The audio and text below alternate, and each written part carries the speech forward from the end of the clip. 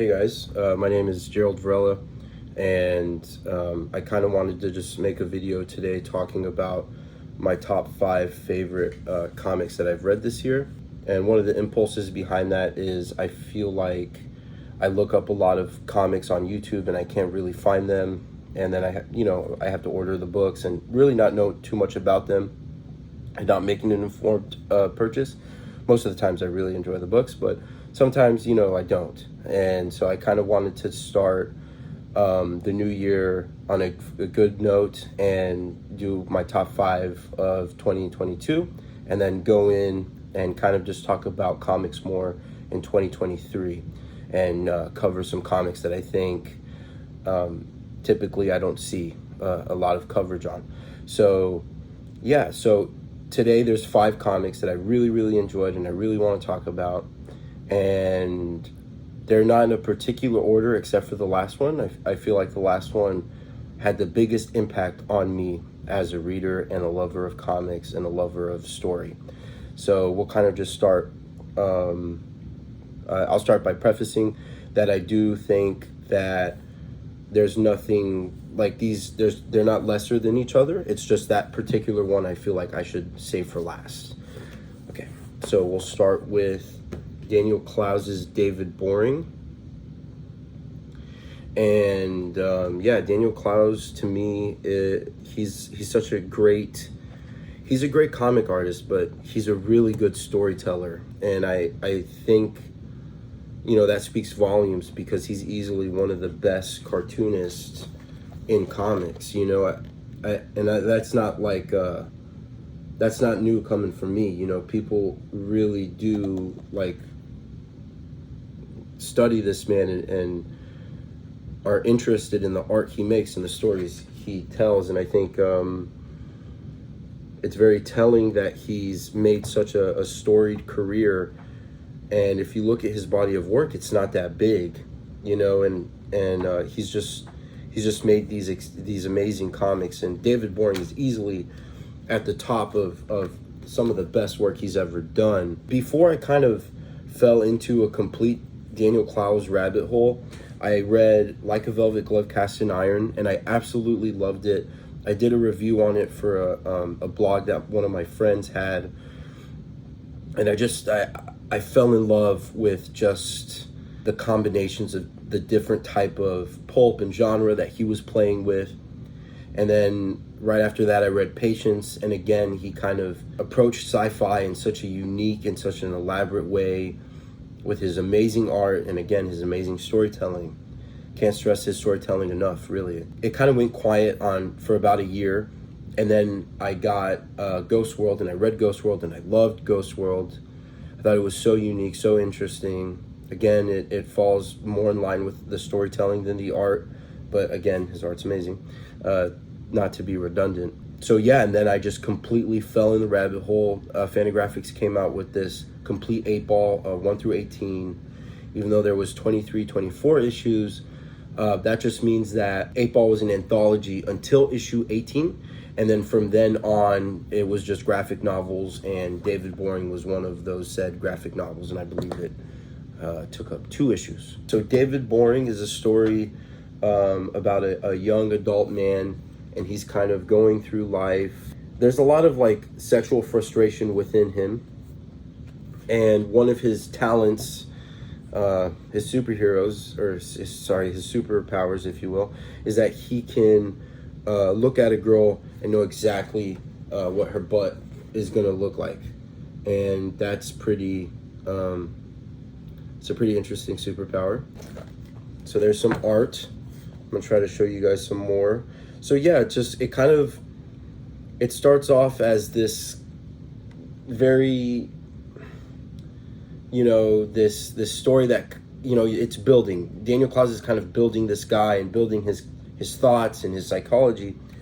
And then he meets this girl, and then like in all great pulp, it starts with the girl. And the mystery just begins to thicken from there. And you get this really cool family dynamic, this dysfunctional family dynamic that becomes more and more elaborated on as the story goes on. And I think that we can all kind of relate to that, even though there's certain things in here that maybe a lot of people can't relate to when it comes to family. And look at the lettering on this. This is amazing, you know? Just, this is an artist he's doing everything he can to make this such a unique story. And there's some colored panels that has to do with his father, who was a cartoonist and who left the family, and that kind of scar of leaving the family affects David. And that's another one of the big mysteries in this story, is why did David's father leave him and his mother? And you get these really cool, beautiful covers that don't necessarily have anything to do with the story. So that's not like a spoiler or anything. If it was, I'd tell you. So just so you know, there is a lot of explicit sexual stuff in here. Some more graphic than others. And then there is a bit of like disturbing sexual relationships between characters. And I'll kind of leave it there. So the next book up is Skyscrapers of the Midwest by Joshua W. Cotter. So this is a book that kind of came to me in a very unique way. So just to preface this a little bit, I am biased when it comes to Joshua Cotter. He's been very nice to me, as one can be with a fan of the work. I've got a few pieces from him. I have a remarked copy of Not Away, Volume 2, I believe. And then I have a remarked copy of Skyscrapers. This one I won't be showing, but here it is. It's beautiful. It's amazing. But to kind of, I just wanted to preface that and say that. But this is not wholly biased. I'm separating those things to kind of be honest about this work, and I will be honest about this work. I just kind of wanted to say that in case Joshua sees this and feels like I'm playing favorites, but I'm not. So this is Skyscrapers of the Midwest, and it is easily one of the most relatable pieces of graphic fiction that I've ever read in my life. And I mean that in a multitude of ways. I've read a lot of things that I could connect with, but with this, I could connect with it in an emotional way, in a physical way. I could almost smell these environments. I grew up in North Carolina in a small town, and so I feel the things that these characters go through, because you know there's bits of bullying in here, and when you come from Miami and you go to North Carolina, you immediately have a target on your back. You know, you're a weirdo. You're not the same. You don't know that a roll is a bread roll, you know, and you get made fun of for it. You don't know what a tractor does, and you get made fun of for it. That's not exactly what happens here. Look at that art. It's just amazing. It's just, wow, you know. This guy is phenomenal. But yeah, there's bits of bullying. There's bits of parents trying to do their best in raising their kids. There's a bit in here about a grandmother, and it is so, that speaks to me directly as somebody who was raised by their grandmother. So to kind of talk about the story, it's about two brothers and their adolescence, and you get like these little bits of lore building stuff, and that's a yearbook. That's a yearbook. And this plays directly into the story as well, because you'll see here that there's a heart there, and then at the end of the chapter there is no heart there, and hopefully you'll pick it up and read it. I do think this particular book is going to be harder to get than others, but I want to stay away from spoilers, and I don't really know how to talk about this without talking about spoilers. But Joshua Cotter talks about a lot of things in here, and I think this work is more biographical than one would be led to believe, and you kind of get those answers if you get the deluxe edition, and I'll show that off in a second. But yeah, this the cicada thing is so interesting. He uses it many times in the story, and it's kind of this imagery for a lot of things. But yeah, the story mainly focuses on two brothers, and they're just growing up, is all I want to say. And it's the interactions between their parents, people at school, girls they like, their action figures. Nova Stealth is my favorite superhero that is not a real superhero, if that makes any sense. I just love how Joshua Cotter approaches all of the stories in here. And again, I also want to say it's not only about the brothers, it's also about random people too, and it follows their threads, and their threads sometimes don't end too well, you know?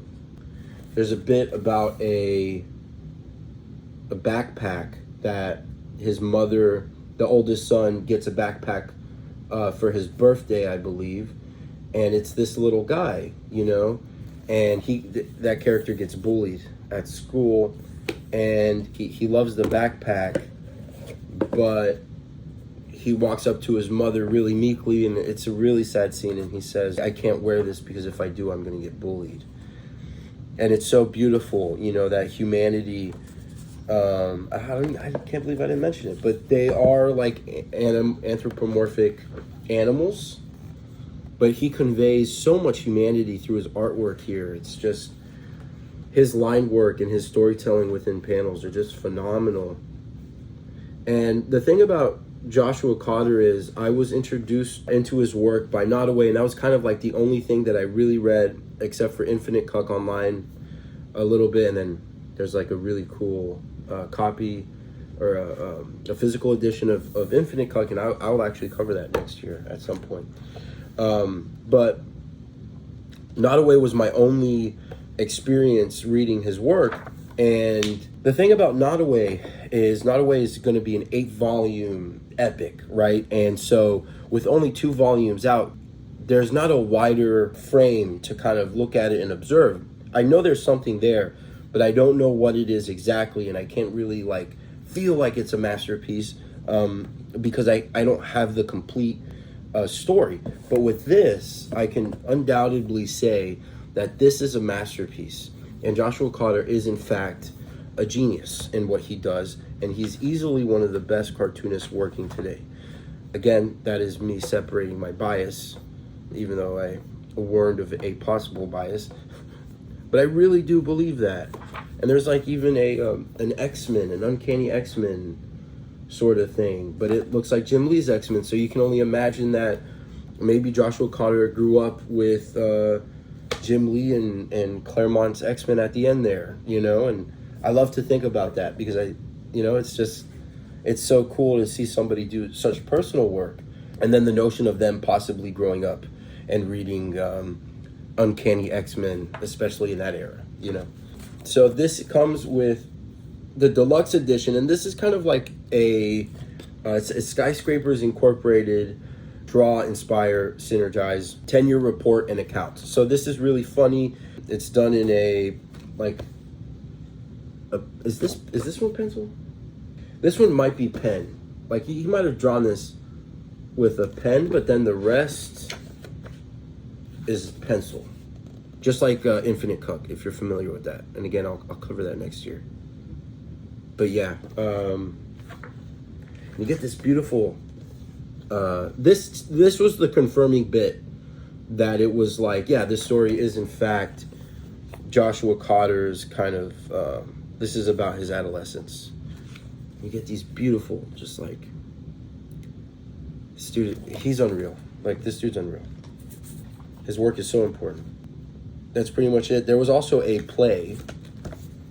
There's a little bit of that here, but there was a play of Skyscrapers in the Midwest, and it's a shame that I did not see it, even though at the time I don't think I could have really had the mobility to be able to go and do that. But awesome, just awesome stuff. So Skyscrapers of the Midwest, really check it out. Really check out Not Away too. Anything by Joshua Cotter, you know, be alert. Joshua Cotter is easily just one of the best cartoonists working today. So this year in particular, more so than last year, was really a year of me discovering newspaper comics. And that was something that I never thought I would be into. To be honest with you, it sounds really boring, but it's not.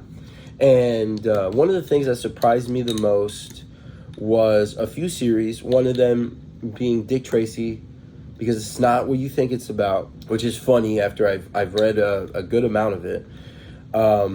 Prince Valiant, which is awesome, such a great adventure strip, beautiful art, I mean, jaw-dropping art. And then there was Terry and the Pirates, again, phenomenal, good adventure strip.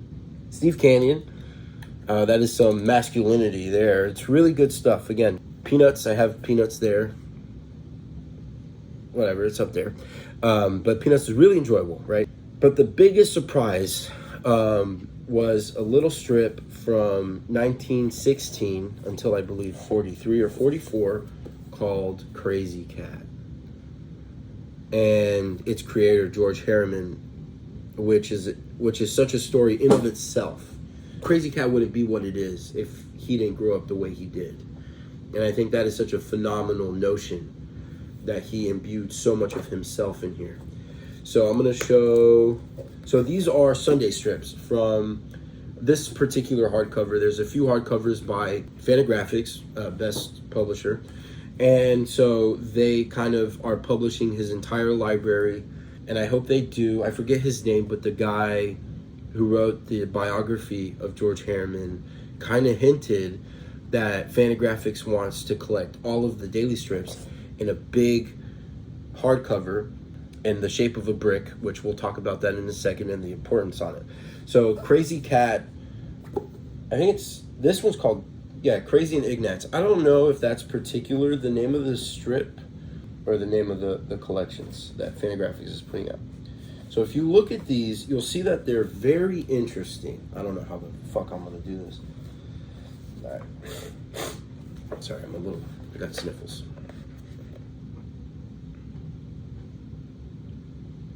So if you'll see here, I mean, the art is just jaw-dropping.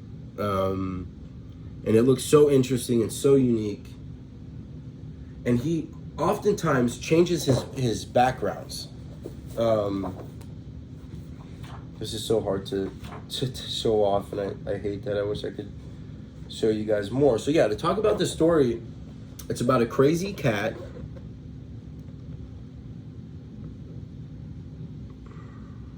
there's not really much of a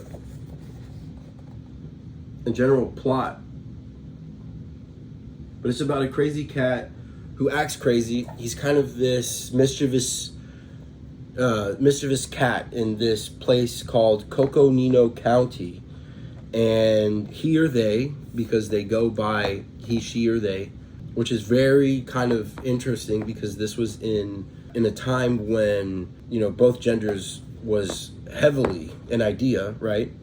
It's about Krazy Kat and Ignatz, who is a mouse, and this was before Tom and Jerry. So this is kind of like a precursor / inspiration to Tom and Jerry, and there they are being cute together. And so they kind of have this non-sexual love affair with one another. They really love each other, and the way that they express their love is Krazy Kat will say beautiful musings about Ignatz, and then Ignatz will then very quickly get a brick and throw it at Krazy and hit him over the bean with the brick. And I think it's such a beautiful and endearing kind of relationship between these two, you know. And I'm trying to find some really good ones. This is the early years, so there's not a lot of the elaborate kind of,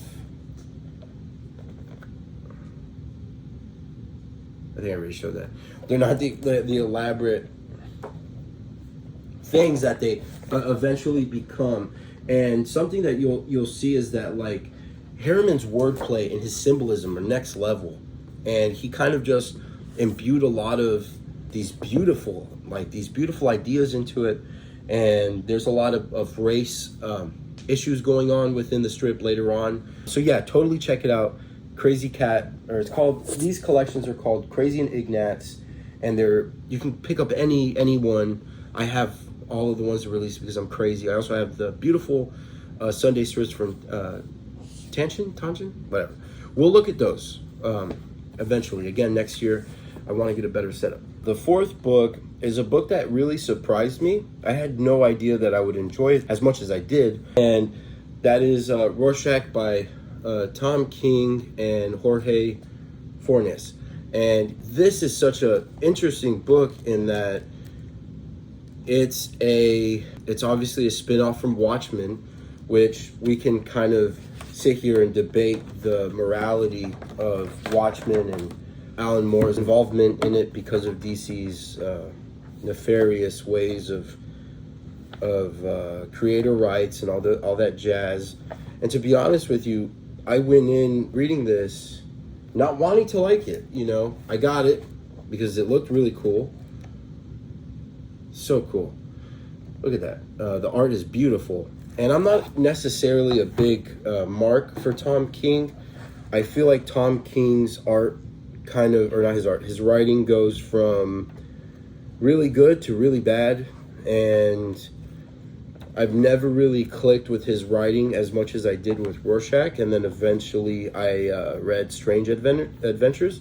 And I love Strange Adventures too, even though I didn't like it as much as Rorschach.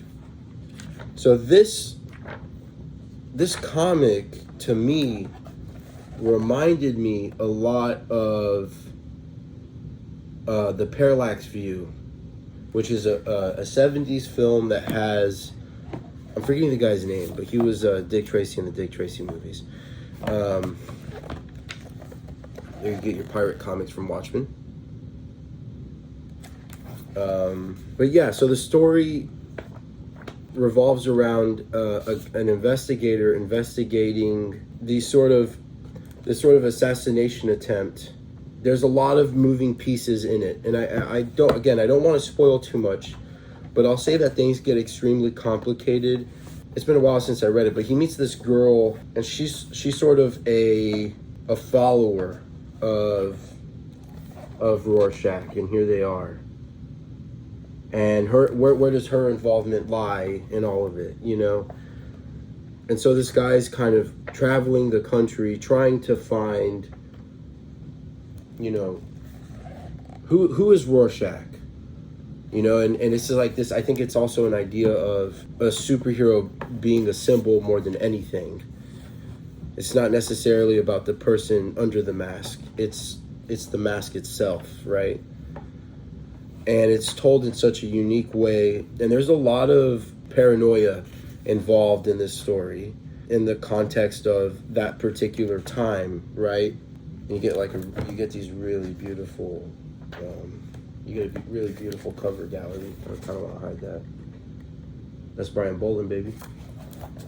So yeah, again, it's been a while since I read it, and I can't really recall too much and give you like a really solid idea of the plot, but I do just want to say that it is I read it in January, so it's been a minute. But I do just want to say it has a lot of like these great cinematic tropes in it. As much as it does, it's very surprising because you don't really expect it in a comic like this. And again, it completely surprised me. I'm not a Tom King mark at all. And this book just kind of floored me in how much I enjoyed it. There's like a senator involved. There's like he's running for office again and he wants to win. So you can kind of just imagine where the story goes. And the covers are great. I love the covers to this comic. It's just so fun.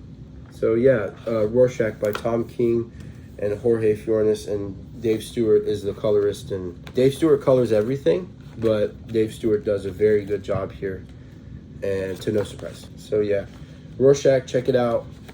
I think you can get it for a really good price on Amazon. I wouldn't pay no more than the 20s. I wouldn't pay $30 for it. It's 35. I think it's too high. That's the cover price at least. So the next the final book, and this is my favorite book of the entire year. It's called The End by Anders Nielsen. And this book I saw the solicitations for it, and I knew that I was going to get it just based off the cover.